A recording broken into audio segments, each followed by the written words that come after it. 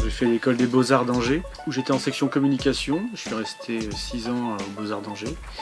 J'avais déjà commencé à publier en Angleterre. Je publiais dans une revue qui s'appelait Deadline, dans laquelle on trouvait déjà Jamie Hewlett, qui est le créateur de Gorillaz, par exemple.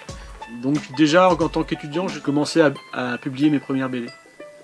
Et après mes études, à l'époque, on avait quelque chose qui s'appelait service national, et j'ai fait un service civil. Je suis allé faire ce service civil au musée de la BD à Angoulême, et je suis resté pendant à peu près 1 an.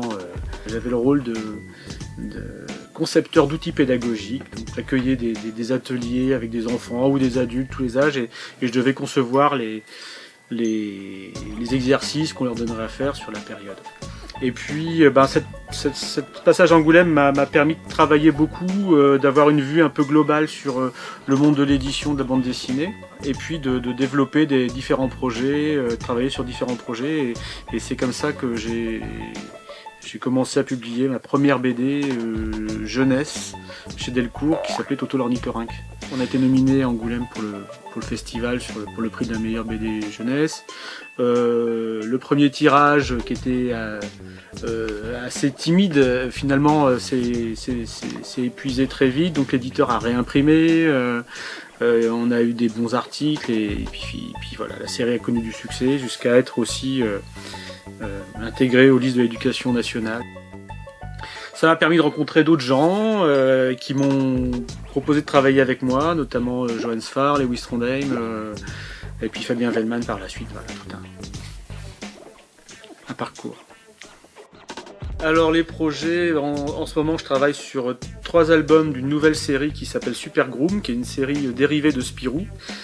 C'est un Spirou super-héros, donc qui s'adresse plus à un lectorat plus jeune, on va dire.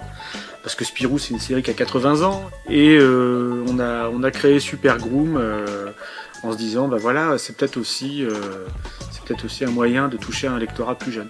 Et puis ça nous faisait aussi énormément triper de faire ça, parce que moi je suis dessinateur de Spirou, entre guillemets, mais mes influences en bande dessinée, c'est les comics américains, c'est Spider-Man, les Vengeurs, les Avengers, les X-Men, etc. Et puis le manga aussi. Et d'une certaine manière, avec Super Groom, on est un petit peu au carrefour de ces 3 influences-là au niveau culturel. Ça, c'est une planche du premier album de Spirou qu'on a fait, qui s'appelle Alerte aux Orcons. Ça, c'est une planche qui est intéressante pour le storyboard et la mise en scène, avec un découpage très dynamique, une composition qui ramène sur ça.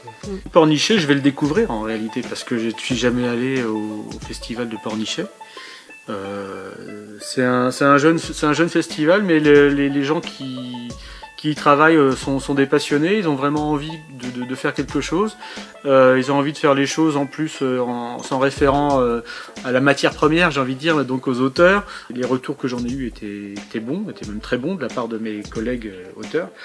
Donc quand l'équipe de Pornichet est revenue vers moi pour me proposer d'être le parrain, entre guillemets, de l'édition de cette année, j'ai accepté, parce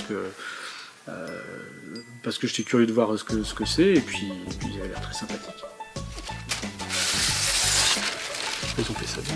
Oui. Je dis pas de bêtises, en dessous il y a le crayonné.